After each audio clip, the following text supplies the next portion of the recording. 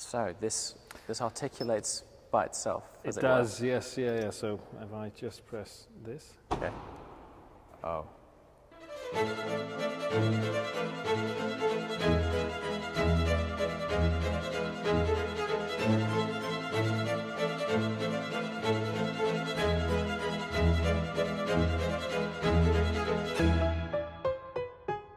Okay, here we are. Now the unique thing about this, good morning sir, how you doing? is that this is unfolding in actual real time and I'm yet to, oh my God, see this car.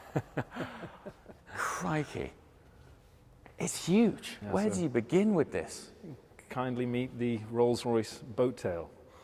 So it's called the Boat Tail. It is, yes, and all will become clear as we go through the car, but a modern interpretation of the historic boat tail body style. I mean, it's quite literally a road yacht, isn't it? There's certainly a sort of nautical influence. Unbelievable. How long have you been working on this for? It's been sort of 4 years since the first client discussions, let's say. Okay. I mean, you know the brand very, very well, and we proudly stand behind a commission model. That is to say that the end result is very much guided by the client in terms of definition, and we don't necessarily always know where that's going to take us. And in this instance, we have arrived at this as the conclusion of 4 years of work and 4 years of, I have to say, fantastic curation with some marvelous clients of ours. Did this start at a similar time to Sweptail, or did it come off the back of that project? It was, let's say, Sweptail somehow, I think, worked almost as a catalyst in the sense that Sweptail also equally born out of this notion that we work to a commission model. But I think on revealing Sweptail, everybody almost understood a new watermark in terms of where you can progress to. And that, I think it's fair to say, stimulated a level of imagination within our client base. And we like to think that all of our clients are extraordinary, but somehow within that group exists individuals who seek so much more than just the motor cars that we produce, and they seek that opportunity to curate and to commission, and that was really the start point for the preliminary discussions and the preliminary designs that led us in the direction of this wonderful motor car. How long is this thing? It's just over 5.7 meters, so as I mentioned, sort of generous. But hopefully, as you can recognize, and it's something we really did labor over, is that it's really the proportion and the scale that does the talking. Mm-hmm. That's where this sort of sense of impact and almost demonstration of the kind of presence of the concept comes across. But the detailing, particularly the surface treatment, it's very reduced, it's pared back, it's simplified. We're very conscious, especially in this space, that cars are almost sort of defined by this metric of more is more. It's more differentiation, it's kind of hyper characterization, whereas we really wanted to exercise almost a newfound level of restraint. And you can see just the cleanliness of the surfaces, the purity of the lines, and also the fidelity of the form. I mean, remarkably, the car is all fashioned from sheet aluminium. It's hammer formed.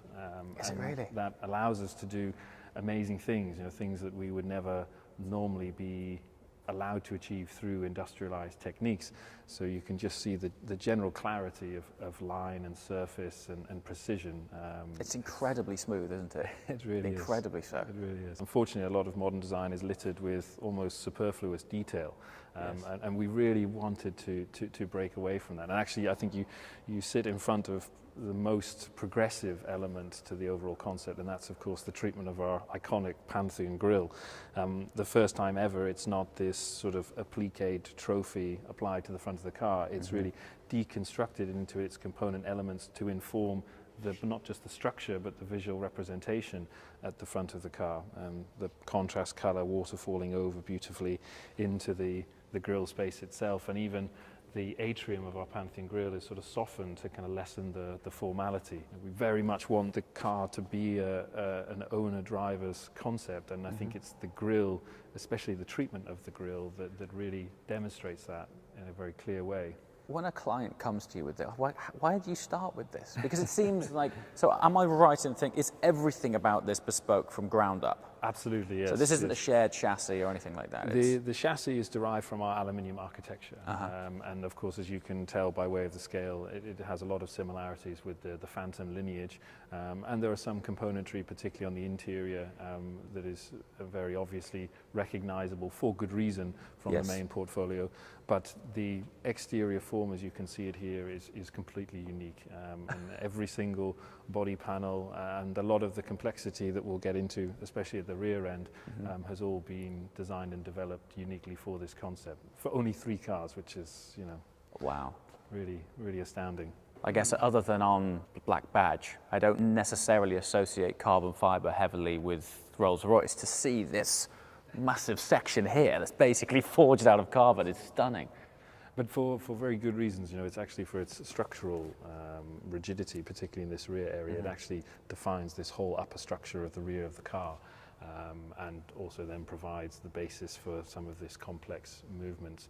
The pannier, we describe this area as almost the rear hosting area, and there's a lovely link also back to the personality of the clients, in the sense that we were very fortunate through the development process to spend quite a lot of time in their company, and they were just the most generous hosts. You know, they were just wonderful, wonderful people to spend time with, and we really felt that spirit should somehow live in the car, and almost that we always think, for me at least, Rolls-Royce, in terms of its sensibility, and I think it's a typically British quality, that it's there to serve. You know, it's there to very, very respectfully and very dutifully fulfill the requirements of its owner. And we wanted the car to almost host you here at the rear. So subtle touches, and again, credit to the phenomenal engineers that we worked with, where it's not simply kind of utilitarian provisioning. This really offers itself to you.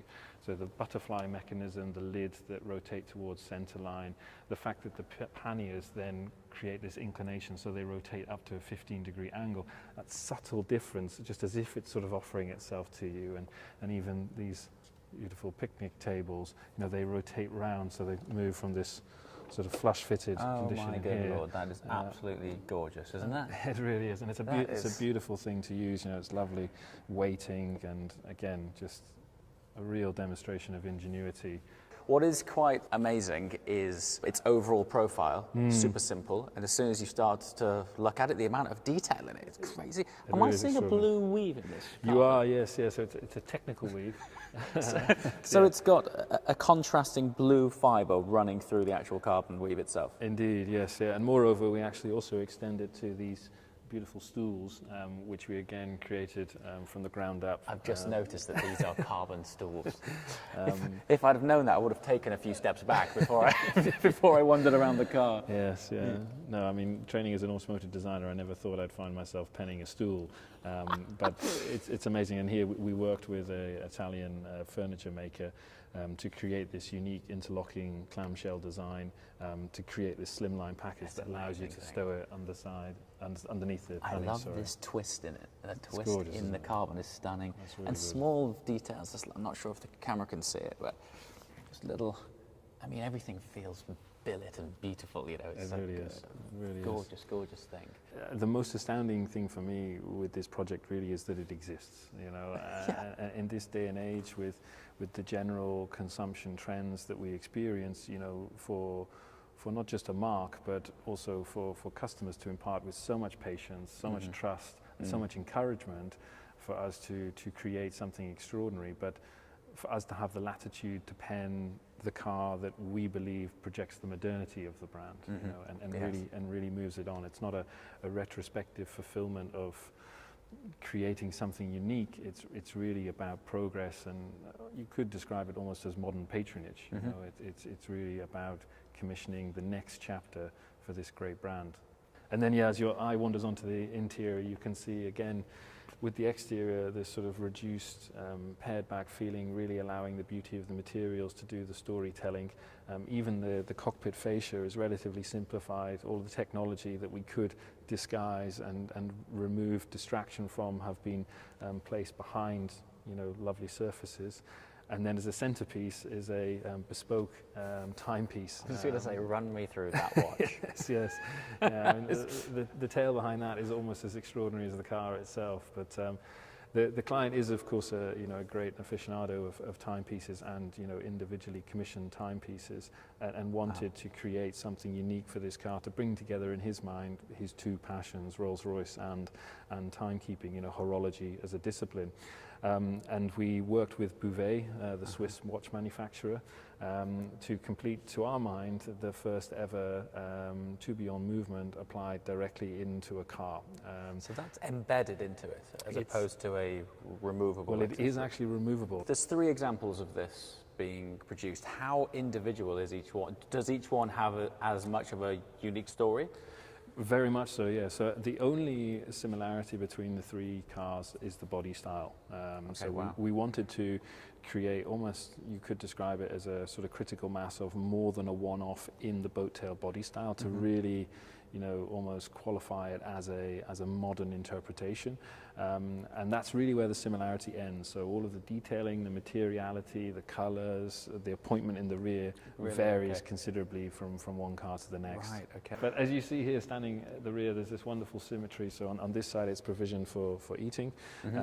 Even things like, as I open here, you can see the Christophe cutlery. So we work with Christophe in Paris to create a unique cutlery set. It's inscribed with the car's name in here, and also the crockery itself.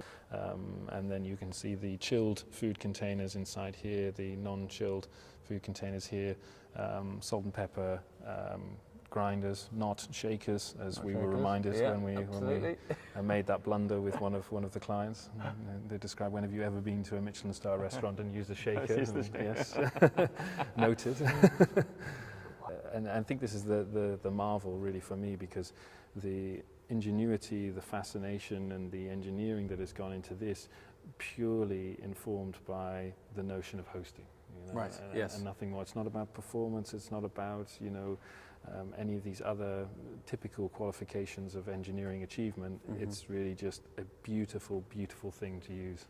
And this, talking about the viability of the car, this has all been high-speed tested. So believe it or not, this, with all of its provisions, has been around Millbrook several times. Is it really? Yeah. So you've sent this round Millbrook, full setup in the back. Yes, yeah, just to make sure there was no noise, vibrations, and they even had to make some subtle adjustments to some of this configuration. And then, yes, talking about sort of accomplishment, the parasol, and not just any parasol, one that we designed and developed from the ground upwards, specifically for this application. So it deploys out of this sleeve in the center here. It has that cap. Again, you can see just the quality of execution. So has there been any enhancements to engine, or is that taken from existing family, translated into this? Absolutely, yeah. So it's from the Phantom. That's the only ingredient that's unchanged, because it's not what characterizes the car. And let's also face it, the client was extremely happy with the way Phantom. I was going to say, it's not like it needs changing.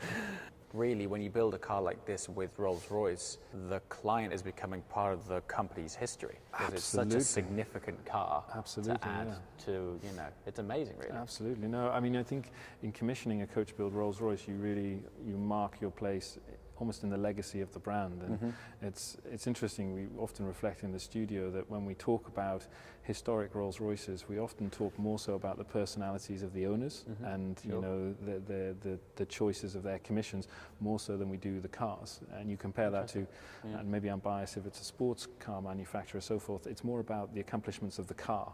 Yes. And I think that's an interesting part of the Rolls-Royce story that somehow makes us unique.